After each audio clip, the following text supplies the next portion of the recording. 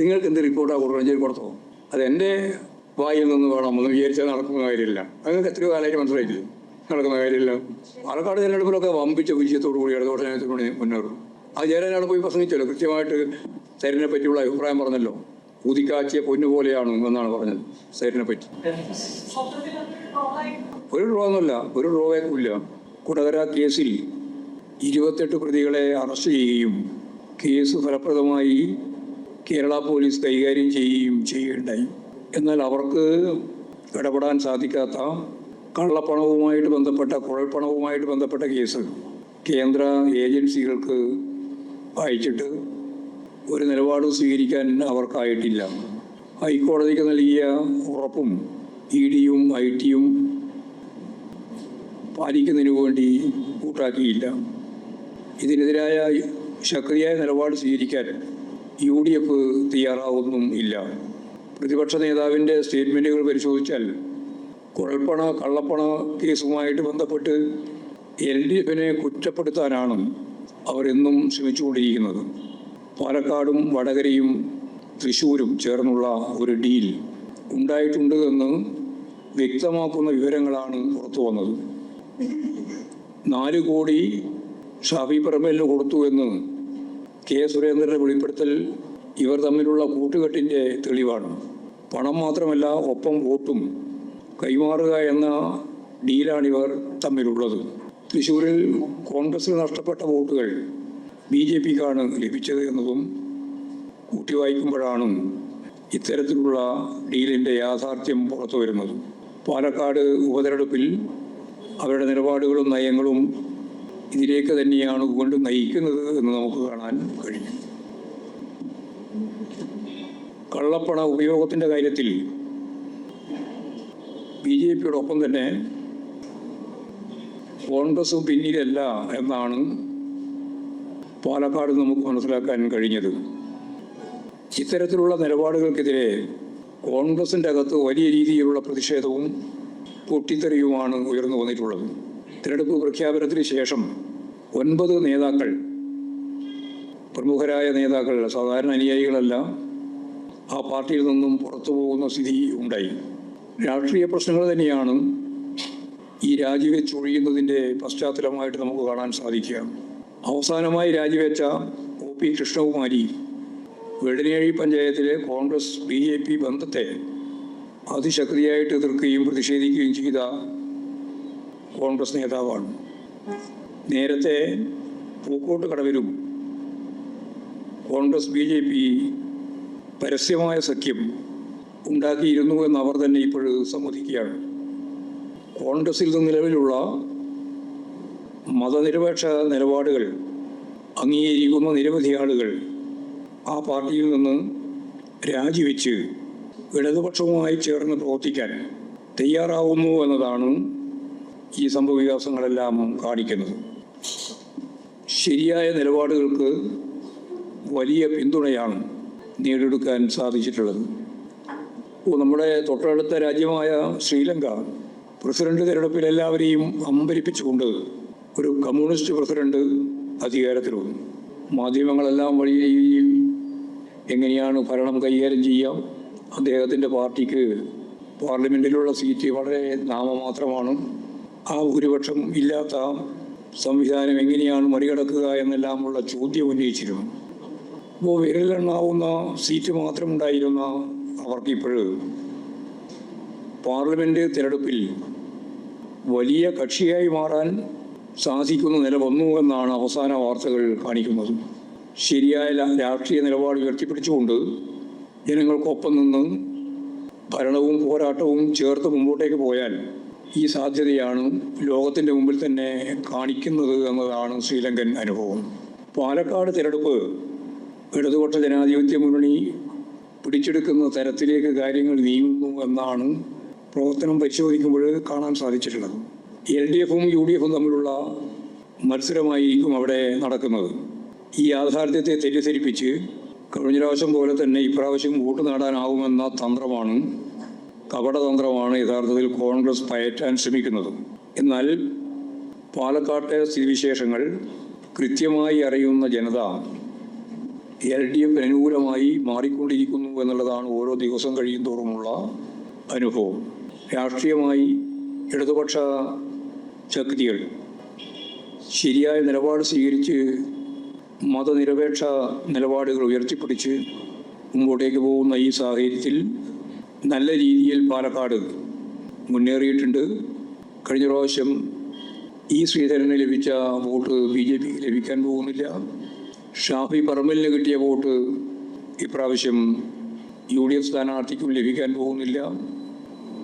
വർഗീയ ശക്തികളുടെ എല്ലാ തരത്തിലുള്ള ഇടപെടലുകളും ഉണ്ടെങ്കിലും മതനിരപേക്ഷ മനസ്സുയർത്തിപ്പിടിച്ചുകൊണ്ട് ശരിയായ നിലപാട് സ്വീകരിച്ചുകൊണ്ട് കേരളത്തിൽ ഇടതുപക്ഷ ജനാധിപത്യ മുന്നണി മതവർഗീയ ധ്രുവീകരണത്തെ ചെറുത്തു നിൽക്കുന്നു എന്നുള്ളതുകൊണ്ട് തന്നെ പാലക്കാട് 20-ാം തീയതി നടക്കാൻ പോകുന്ന ഉപതെരഞ്ഞെടുപ്പിൽ ഇടതുപക്ഷ ജനാധിപത്യ മുന്നണിക്ക് ജയിക്കാനുള്ള സാധ്യത നല്ല രീതിയിൽ രൂപപ്പെട്ട് വന്നിട്ടുണ്ട്. BJP 3-ാം സ്ഥാനത്തേക്ക് പോകും. LDFും UDFും തമ്മിലാണ് മത്സരം. ആ മത്സരത്തിൻ്റെ അവസാന വാക്ക് ജനങ്ങളുടേതാണ്. തീർച്ചയായും അത് LDFിന് അനുകൂലമാകുമെന്ന് തന്നെയാണ്, ഡോക്ടർ P. ശ്രീധരന് അനുകൂലമാകുമെന്ന് തന്നെയാണ് ഞങ്ങൾ കാണുന്നത്. മുനമ്പം പ്രശ്നം കേരളം യഥാർത്ഥത്തിൽ സാമുദായിക സൗഹാർദ്ദം നിലനിർത്തുന്നതിന് ശ്രമിച്ചുകൊണ്ടിരിക്കുന്ന ഒരു സംസ്ഥാനമാണ്. ആ സൗഹാർദ്ദം തകർക്കാൻ, അതിൻ്റെ ഭാഗമായിട്ട് നേട്ടമുണ്ടാക്കാൻ ചിലർ ശ്രമിക്കുന്നു എന്നുള്ളത് മതരാഷ്ട്രവാദികൾ ഉൾപ്പെടെ ഇത്തരത്തിൽ ഇടപെടുന്നു എന്നുള്ളത് പകൽ വെളിച്ചം പോലെ നമ്മൾ കാണുകയാണ്. മുനമ്പം പ്രശ്നത്തിൽ പ്രകോപനപരമായ നിലപാടുകൾ നാടിൻ്റെ സാമുദായിക അന്തരീക്ഷത്തെ തകർക്കുന്നതിന് ഇടയാക്കുമെന്നെല്ലാവർക്കും അറിയാം. ഇക്കാര്യത്തിൽ പരസ്പരം ചർച്ച ചെയ്ത് പ്രശ്നങ്ങൾ പരിഹരിക്കുക എന്ന നിലപാടാണ് LDF സർക്കാർ സ്വീകരിച്ചിട്ടുള്ളത്. ഇക്കാര്യം പാർട്ടി മുമ്പ് തന്നെ വ്യക്തമാക്കിയിട്ടുള്ളതാണ്. ഈ അടിസ്ഥാനത്തിൽ ആ പ്രശ്നം പരിഹരിക്കപ്പെടും എന്ന് തന്നെയാണ് ഞാൻ പ്രതീക്ഷിക്കുന്നത്. മണിപ്പൂരിലെ വംശഹത്യ എന്ന നിലപാട് സംസ്ഥാന ഗവൺമെൻറ്റും കേന്ദ്ര ഗവൺമെൻറ്റും ചേർന്ന് ഇപ്പോഴും കലാപത്തിൻ്റെ അന്തരീക്ഷം നിലനിർത്തിക്കൊണ്ടിരിക്കുമ്പോൾ അത് പരിഹരിക്കുന്നതിന് വേണ്ടിയുള്ള ഒരു നിലപാടും കേന്ദ്ര ഗവൺമെൻറ് ഭാഗത്തു നിന്നില്ല. സംഘർഷങ്ങൾ നിലനിർത്തി തങ്ങളുടെ സ്വാധീനം വർദ്ധിപ്പിക്കാൻ ശ്രമിക്കുകയാണ് നരേന്ദ്രമോദി ഉൾപ്പെടെയുള്ള കേന്ദ്ര ഭരണാധികാരികൾ. കേന്ദ്ര സർക്കാരിൻ്റെ ഈ നയങ്ങൾക്കെതിരെ നിലപാടുകൾ എടുക്കുന്നതിന് പകരം സ്വാഭാവികമായും സൗഹാർദ്ദം നിലനിർത്തി മുന്നോട്ടേക്ക് പോകുന്നതിനുള്ള സംഘർഷ ലഘൂകരണ പ്രക്രിയയിൽ ഇടപെട്ടുകൊണ്ടിരിക്കുന്ന ഗവൺമെൻറ്റിനെ കേരളത്തിൽ കുറ്റപ്പെടുത്താനാണ് ചിലർ ശ്രമിക്കുന്നത്. ഇപ്പോൾ മതസൗഹാർദ്ദം നിലനിർത്താനുള്ള ശ്രമങ്ങളിലൂടെ തന്നെ മുനമ്പം പ്രശ്നം പരിഹരിക്കപ്പെടും എന്ന് തന്നെയാണ് പ്രതീക്ഷ. ഒരു പാർലമെൻറ്റ് നിയോജകമണ്ഡലത്തിൽ, ഒരു അസംബ്ലി നിയോജകമണ്ഡലത്തിൽ ഉൾപ്പെടെ 2 ഉപതെരഞ്ഞെടുപ്പുകൾ ഇതിനകം പൂർത്തിയാക്കുകയുണ്ടായി. ചേലക്കര ഉപതെരഞ്ഞെടുപ്പിൽ LDF വൻ ഭൂരിപക്ഷത്തോടുകൂടി ജയിക്കാൻ പോവുകയാണ്. വയനാട് മണ്ഡലത്തിലെ തെരഞ്ഞെടുപ്പിൽ കഴിഞ്ഞ തവണത്തേക്കാൾ മികച്ച പ്രകടനമാണ് LDFിൻ്റെതെന്ന് വ്യക്തവുമാണ്. ഇത്രയും കാര്യങ്ങളാണ് പൊതുവായിട്ട് പറയാനുള്ളത്.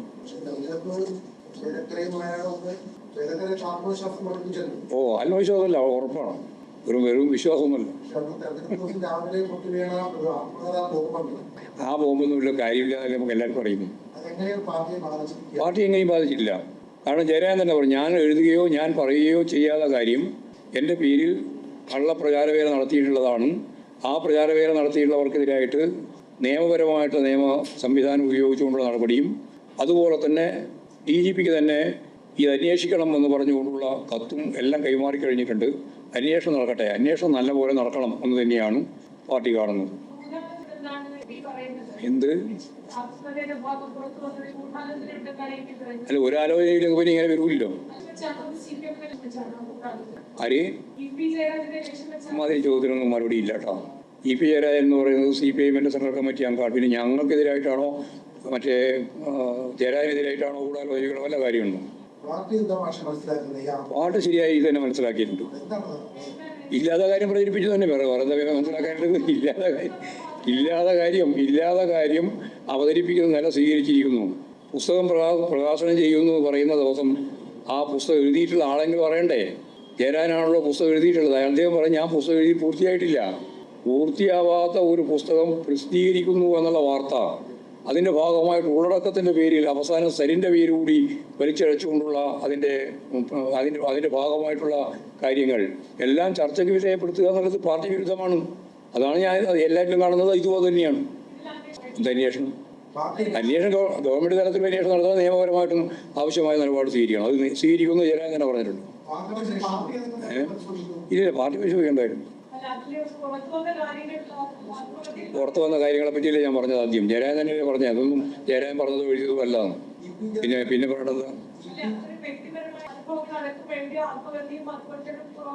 നിങ്ങളോട് മലയാളത്തിലല്ലേ ഞാൻ ഇത്രയും പറഞ്ഞുകൊണ്ടിരുന്നത്. ജയരാജൻ പറഞ്ഞത് ഇങ്ങനെയൊരു കാര്യം ഞാൻ എഴുതിയതല്ല, ഞാൻ എഴുതി എന്ന് പറഞ്ഞുകൊണ്ട് അവതരിപ്പിച്ചത് തെറ്റായ ഒരു അവതരണമാണ്. അതിനെതിരായി നിയമ നടപടി ഞാൻ സ്വീകരിക്കും. DGPക്ക് പെറ്റീഷൻ കൊടുത്തു കഴിഞ്ഞു. അവരന്വേഷണം ആരംഭിച്ചിരിക്കുന്നു. അന്വേഷിക്കട്ടെ, അന്വേഷിച്ച് ആവശ്യമായ നിലപാട് സ്വീകരിക്കാം. എന്തായാലും ഇത്ര വെപ്രാളം പിടിക്കേണ്ട കാര്യമുള്ളത്.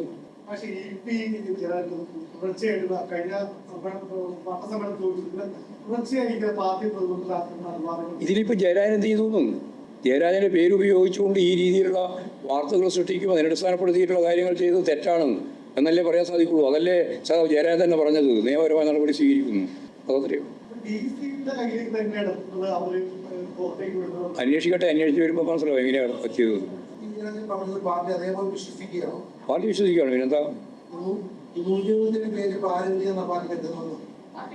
അത് ഉൾപ്പെടെ എല്ലാം അന്വേഷിക്കേണ്ടത്. അന്വേഷിച്ചിട്ട് വരട്ടെ. ആരൊക്കെ എന്നുള്ളതെല്ലാം വരട്ടെ.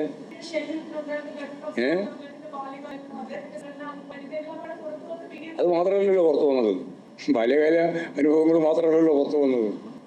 അല്ല, അത് മാത്രമേ പുറത്തു വന്നിട്ടുള്ളൂ. ശരി, അത് മാത്രമല്ലല്ലോ പുറത്തു വന്നത്. അതിനിപ്പോൾ എന്തൊക്കെയോ ചേർത്ത് വന്നല്ലോ. അതല്ലേ പ്രശ്നം. എല്ലാ രീതിയിലും സംശയമുണ്ട്. തള്ളുകയാണ്. പാർട്ടിയും തള്ളുകയാണ്. പാർട്ടിയും പൂർണ്ണമായി തള്ളുകയാണ്. ആരെ അല്ല, പ്രസാദനത്തെ ആരെങ്കിലും ഏൽപ്പിച്ചാലല്ലേ പ്രസാദനം ഉണ്ടാകുക. ഞാനൊരു പുസ്തകം എഴുതി തയ്യാറാക്കുന്നതിൻ്റെ ഭാഗമായിട്ട് ആരെയും ഞാൻ ഏൽപ്പിച്ചിട്ടില്ല. ഏൽപ്പിക്കാതെ പ്രസാദകരുണ്ടാവുമോ? അപ്പോൾ അതൊക്കെ വളരെ ഗൗരവത്തിൽ അന്വേഷിക്കേണ്ടിയാണ്. ഇല്ലാന്ന് ഉറപ്പല്ലേ? കരാറുണ്ടെങ്കിൽ പിന്നെ ഇങ്ങനെ പറയും ആരെങ്കിലും. ഞാൻ ചോദിച്ച ഓരോന്നും അവർ പറഞ്ഞു അതിനൊരു കരാറുമില്ല, അവരുമായിട്ടൊരു കരാറുമില്ല, അങ്ങനൊരു കരാർ ഉണ്ടാക്കിയിട്ടുമില്ല. പിന്നെ എങ്ങനെയാണ് അവർ പുസ്തകം പ്രസിദ്ധീകരിക്കുക? പുസ്തകം പ്രസിദ്ധീകരിക്കുന്നതുമായിട്ട് ബന്ധപ്പെട്ട് തീയതി നിശ്ചയിക്കുക. നിങ്ങൾ വിവാദം ഉണ്ടാക്കുന്ന ഇവിടെ ആരാ അതിൻ്റെ മേലെ കയറാൻ പോകുന്നതെന്നും മാധ്യമങ്ങൾ തന്നെ ഉണ്ടാക്കി. പറയാൻ ഉണ്ടാക്കിയത് മാധ്യമം തന്നെയാണ് ഉണ്ടാക്കിയത്. EP ജയരാജനുമായിട്ട് ബന്ധപ്പെട്ട് ഒരു പുസ്തകം ഏതെങ്കിലും ഒരു പ്രസിദ്ധീകരണശാല പുറത്തിറക്കുന്നുവെങ്കിൽ അതിന് ജയരാജൻ ആയാലും ഞാനായാലും ആരായാലും അവരുടെ കൃത്യമായിട്ടുള്ള കരാറും വ്യവസ്ഥയും ഉണ്ടാവേണ്ടതുണ്ട്. അതില്ലാത്തടത്തോളം കാലം സ്വാഭാവികമായിട്ടും ഇത് വ്യാജമായി രൂപപ്പെടുത്തിയ ഒന്നാണെന്ന് വ്യക്തല്ലേ. ഇല്ല, അങ്ങനെയല്ല അവർ വിശ്വസിക്കുന്നത്. അത് അങ്ങനെയുള്ളൊരു പുസ്തകം ഞാൻ എഴുതി പൂർത്തിയാക്കിയിട്ടില്ല എന്ന് ജയരാജൻ തന്നെയാണ് പറയുന്നത്.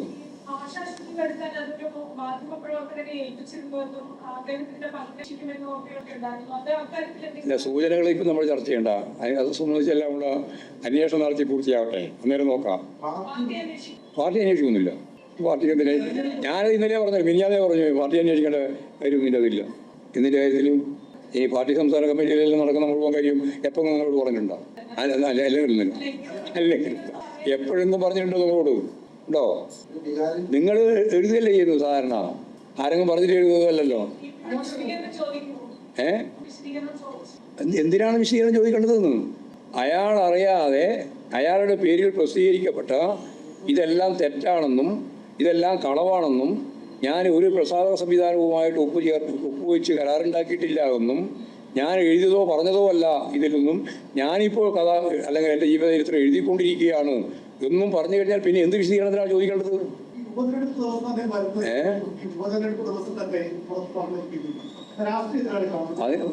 അതിൻ്റെ പേരിലൊക്കെ ഉള്ളതെല്ലാം പരിശോധിക്കണം.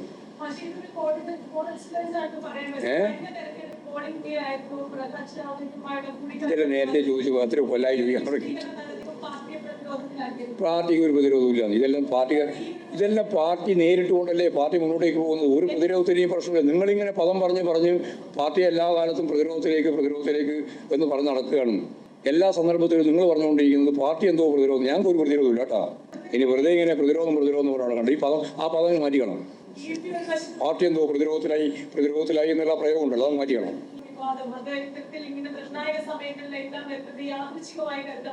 പിന്നെ എങ്ങനെയാണെന്നാ പറയുന്നത്? ഏത് നിയമം അത്?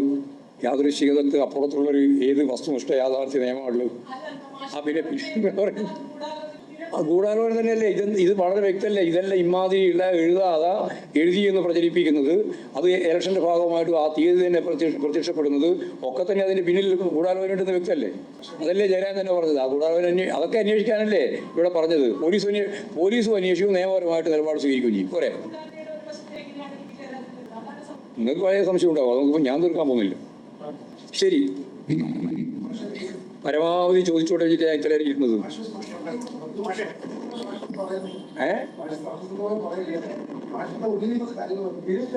അത് ഏതോ ഒരു പത്രം പറഞ്ഞിട്ടുണ്ട്, ഗോവിന്ദമാഷെ ശക്തിയായി പ്രതിഷേധമാണ് രേഖപ്പെടുത്തിക്കൊണ്ടിരിക്കുന്നത്. നിങ്ങൾക്കെല്ലാം ഒരു തരത്തിലുള്ള വസ്തുതാപരമായ കാര്യങ്ങൾ മനസ്സിലാക്കുക, എന്തെങ്കിലും വാർത്തയായി കൊടുക്കുക എന്നുള്ള ഒരു ശീലമായി. അത് ഈ പത്രലോകത്തെ, പത്രം മാത്രമല്ല ഈ പറയുന്ന മാധ്യമ ശൃംഖലയെ തന്നെ അങ്ങേയറ്റം ദുർബലപ്പെടുത്തുന്നതാണ്. കള്ളം നിങ്ങളെല്ലാം കള്ളം പറയുന്ന കുറേ ആളായിട്ട് മാറുകയാണ്. യാതൊരു വസ്തുതയില്ലാതെ എന്തെങ്കിലും കാര്യങ്ങൾ പ്രചരിപ്പിക്കുന്ന ഒരു കൂട്ടായിട്ട് മാറുകയാണ്. അങ്ങനെ മാറാൻ പാടില്ലല്ലോ. ചില ജാഗ്രതയായിട്ട് ഇത് ഭരണകൂടത്തിൻ്റെ ഫോർത്ത് എസ്റ്റേറ്റിൻ്റെ ഭാഗമല്ലേ നിങ്ങളെല്ലാം കൈകാര്യം ചെയ്യേണ്ടത്. അതിന് പകരം ഇങ്ങനെ ഓരോന്നുണ്ടാക്കുക, കള്ളം പറയുക, കള്ളത്തരത്തിലേക്ക് കാര്യങ്ങൾ നീക്കാൻ ശ്രമിക്കുന്നത് നിങ്ങളെ പറ്റിയെല്ലാം ഉള്ള മതിപ്പല്ലേ പോവുക. രാഷ്ട്രീയക്കാരെ പറ്റിയുള്ള മതിപ്പ് ഓർക്കാൻ വേണ്ടിയാണ് നിങ്ങൾ ശ്രമിക്കുന്നത്. പക്ഷെ അതിൻ്റെ ആത്യന്തികമായ ഫലം എന്തായിരിക്കുക വെച്ചാൽ ഈ മാധ്യമങ്ങൾ തന്നെ വിശ്വാസത്തെ ചോർന്നു പോവുകയല്ലേ ചെയ്യുക. വെറും കളവ് പറഞ്ഞ് പ്രചരണം നടത്തിയാൽ എന്താ പറഞ്ഞത്? അത് നല്ല പോലെ UDFിൻ്റെ ഭൂരിപക്ഷത്തെയാണ് കൊടുക്കുന്നത്. UDF അവിടെ ജയിക്കാൻ സാധ്യതയുള്ളതാണല്ലോ നമ്മൾ കണക്കാക്കുന്നത്. ഞങ്ങൾ നല്ല രീതിയിൽ അവിടെ പോൾ ചെയ്തിട്ടുണ്ട്. അതുകൊണ്ടാണ് KC വേണുഗോപാലൻ പറഞ്ഞത് അവിടെ ബൂത്ത് അടിസ്ഥാനത്തിലുള്ള പരിശോധന ഞങ്ങൾ നടത്തും. ബൂത്ത് ഏജന്റുമാരെയും എല്ലാം വിളിച്ചു ചേർത്ത് പരിശോധിക്കുന്നു ഇപ്പോൾ അവർ പറഞ്ഞിട്ടുണ്ട്. പരിശോധിക്കട്ടെ, എന്തുകൊണ്ടാണ് ഈ ഒരു സ്ഥിതി ഉണ്ടാവാതിരുന്നത് എന്ന് പറഞ്ഞാൽ അവർ 5 ലക്ഷത്തിലധികം വോട്ടിൻ്റെ ഭൂരിപക്ഷം ലഭിക്കുന്നതാണ് അവർ പറഞ്ഞിരുന്നത്. ഇപ്പോൾ നിങ്ങളാരും അതിനെപ്പറ്റി മിണ്ടുന്നില്ല. 5 ലക്ഷത്തിലധികം വോട്ടിൻ്റെ ഭൂരിപക്ഷത്തിന് കഴിഞ്ഞ പ്രാവശ്യം രാഹുൽ ഗാന്ധിക്ക് കിട്ടിയതിനേക്കാൾ വലിയ ഭൂരിപക്ഷത്തിന് ജയിക്കും എന്ന് പറഞ്ഞവർക്ക് ആ വോട്ടിനെ കിട്ടുന്നില്ല. എത്രയാണോ ഭൂരിപക്ഷം കിട്ടുമെന്ന് പറഞ്ഞത് ആ വോട്ടിനെ അവർക്ക് ലഭിക്കുന്നില്ല. അതാണ് ഇപ്പം ചിത്രം. അത്ഭുതം കിട്ടും. നേരത്തെ പറഞ്ഞ അവസാനം അതല്ല അന്തരീക്ഷത്തിൽ കുറച്ചും കൂടി ദിവസം അത് എങ്ങനെ എല്ലാം പരിശോധിച്ച് വരുമ്പോൾ എല്ലാം കൃത്യമായിട്ട് വരട്ടെ. നമുക്ക് ആ കയ്യിൽ കണ്ട നിങ്ങൾക്ക് എന്ത് റിപ്പോർട്ടാണ് കൊടുക്കണം കൊടുത്തോ? അത് എൻ്റെ വായിൽ നിന്ന് വേണം എന്ന് വിചാരിച്ചാൽ നടക്കുന്ന കാര്യമില്ല. നിങ്ങൾക്ക് എത്രയോ കാലമായിട്ട് മനസ്സിലായിട്ടില്ല നടക്കുന്ന കാര്യമില്ല. പാലക്കാട് തിരഞ്ഞെടുപ്പിലൊക്കെ വമ്പിച്ച വിജയത്തോടു കൂടി ഇടതുപക്ഷത്തിന് മുന്നേറും. അത് ജയരാജാണ് പോയി പ്രസംഗിച്ചല്ലോ, കൃത്യമായിട്ട് സൈരിനെ പറ്റിയുള്ള അഭിപ്രായം പറഞ്ഞല്ലോ. ഊതിക്കാച്ചിയ പൊന്നു പോലെയാണ് എന്നാണ് പറഞ്ഞത് സൈരിനെ പറ്റി. ഒരു ഡ്രോന്നല്ല, ഒരു ഡ്രോവേക്കും ഇല്ല. ഞാനും തന്നെയായിരുന്നു ആ പറഞ്ഞത്. അവിടെ സരിൻ ഒരു ദിവസം കൊണ്ട് ഇടതുപക്ഷ ജനാധിപത്യ മുന്നണിയുടെ വക്താവൊന്നും ആവില്ല. കാരണം 8 കൊല്ലക്കാലം കോൺഗ്രസ് ആയിരുന്നു, വലതുപക്ഷത്തിൻ്റെ വക്താവായിരുന്നു. ആ വക്താവ് ശരിയായ ദിശാബോധത്തോടുകൂടി ഇടതുപക്ഷവുമായി സഹകരിച്ച് മുന്നോട്ടേക്ക് വന്നാൽ സരിൻ അവിടെ ഇടതുപക്ഷ രാഷ്ട്രീയത്തിൻ്റെ ഏറ്റവും പ്രധാനപ്പെട്ട മുത്തായിട്ട് മാറും എന്ന് തന്നെയാണ് അതിൻ്റെ കൺവെൻഷൻ ഉദ്ഘാടനം ചെയ്തിട്ട് ഞാൻ പറഞ്ഞത്. അതിൻ്റെ ഓരോ രൂപമാണ് ഇപ്പോൾ ജയരാജനും പറഞ്ഞത്. അതിനെ ഡ്രോബാക്ക് ആകുന്നത് എങ്ങനെയാണ്? ചെറിയ കുട്ടിയെ മറ്റാണോ പിടിച്ച് നടത്തിക്കൊണ്ടുപോകാൻ? നിങ്ങളല്ലേ പാർട്ടി കേഡർമാരെ പറ്റി മനസ്സിലാക്കിയ രീതിയെ തെറ്റാണ്. നിങ്ങൾക്കൊന്നും ഈ അനുഭവമില്ല. വെറുതെ വർത്തമാനം വേണ്ടുന്ന കാര്യം. 10, 50, 60 വർഷക്കാലം കമ്മ്യൂണിസ്റ്റ് പാരമ്പര്യമുള്ള സഖാവ് EPA പോലുള്ള ആളുകളെ കൈപിടിച്ചിട്ടിങ്ങനെ ഇയാളെ പോയി പ്രസംഗിക്കുന്നു, ഈകളെ പോയി ഇന്ന് പറയുന്നത് അങ്ങനെ ഇരിക്കുന്നത്. അതാണ് ഞാൻ പറഞ്ഞത്. നിങ്ങളെല്ലാം ഈ വാർത്താ ശൃംഖലയിൽ ഇടപെട്ട് പ്രവർത്തിക്കുമ്പോൾ നിങ്ങൾക്കൊരു ഗൗരവം വേണം കേട്ടോ. ഗൗരവം ഉണ്ടാവണം. ആ ഗൗരവം നിങ്ങൾ ഓരോ ദിവസം കഴിയുന്നതോറും കുറച്ച് കൊണ്ടുപോകുന്നു, നഷ്ടപ്പെടുത്തിക്കൊണ്ടിരിക്കുന്നു. നിങ്ങളുടെ വിശ്വാസത തന്നെ ചോദ്യം ചെയ്യുന്ന രീതിയിലേക്ക് എത്തുന്നു എന്നുള്ളതാണ് നമ്മൾ കണ്ടുകൊണ്ടിരിക്കുന്ന ഒരു ചിത്രം. അത് ഞാൻ നമ്മളോട് സൗഹൃദത്തിൻ്റെ ഭാഗമായിട്ട് തുറന്നു പറഞ്ഞെന്ന് മാത്രമേ ഉള്ളൂ. എല്ലാവരും തുറന്നു പറയേണ്ട കാര്യമില്ല. ഞാനത് തുറന്നു പറയാം നിങ്ങളോട്. പിന്നെന്താ തീർച്ചയായിട്ടും വന്നാൽ ഒരു സംശയമില്ല. ഞങ്ങൾക്ക് ഈ പാലക്കാട് തിരഞ്ഞെടുപ്പ് ഞങ്ങൾക്കൊന്നും നഷ്ടപ്പെടാനില്ലല്ലോ. 3ാം സ്ഥാനത്തില്ല, അപ്പുറം സ്ഥാനമില്ല.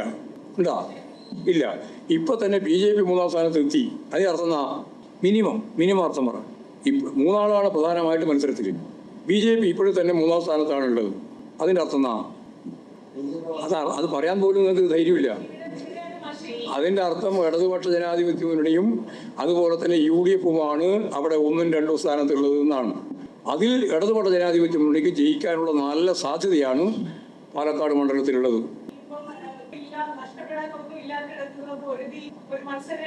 നല്ല പൊരുതി മത്സരരംഗത്ത് മാത്രമല്ല, ആരോ പറയപ്പെടുന്നു എന്നെല്ലാം പറഞ്ഞില്ല. പാർട്ടിയാണ്, ശീലാണ്. അവിടെ പറയപ്പെടുന്നു. ഇത് എത്ര കൊല്ലം നമ്മൾ കേൾക്കുന്നു. അങ്ങനെ ഒരു നേതാക്കളും പറയുന്നില്ല. ഞാനിപ്പോഴും പാലക്കാടേക്ക് പോവുകയാണ്. വാർത്ത ഉണ്ടാക്കാൻ വേണ്ടി ഓരോന്നോരോന്നും മെനഞ്ഞുണ്ടാക്കുകയാണ്. അവിടെ പാലക്കാട് പാർട്ടി അതീവ ജാഗ്രതയോടുകൂടി ആവേശത്തോടുകൂടി LDF ഒറ്റക്കെട്ടായിട്ട് മുന്നോട്ടേക്ക് പോയിക്കൊണ്ടിരിക്കുകയാണ്. അതിൻ്റെ റിസൾട്ട് അവിടെ ഉണ്ടാവുമെന്ന് തന്നെയാണ് പ്രതീക്ഷിക്കുന്നത്. അതല്ലേ ഞാൻ നേരത്തെ പറഞ്ഞത്, ഒരാളോട് സംസാരിക്കണ്ട എന്നൊക്കെ പാർട്ടി പറയുമോ? അത് ഞാനോട് ചോദിച്ചാൽ മതി. എന്താ പറയുക, അതിന് പാർട്ടി നിർദ്ദേശമൊന്നുമില്ല, ആർക്കുമില്ല. പാർട്ടി സംസ്ഥാന സെക്രട്ടറി കഴിഞ്ഞാൽ സംസ്ഥാന സെക്രട്ടറി പത്രസമ്മേളനം പറയുക, പത്രസമ്മേളനത്തിൽ കാര്യങ്ങൾ അവതരിപ്പിക്കുക എന്നുള്ളതാണ് നമ്മുടെ പാർട്ടി സംഘടനാ രീതി. ഇല്ലില്ല, പെട്ടി വിവാദത്തിൽ അവിടെ തന്നെ കിടക്കുന്നുണ്ട് കേട്ടോ. അതൊന്നും ഉപേക്ഷിക്കുന്ന പ്രശ്നമൊന്നുമില്ല.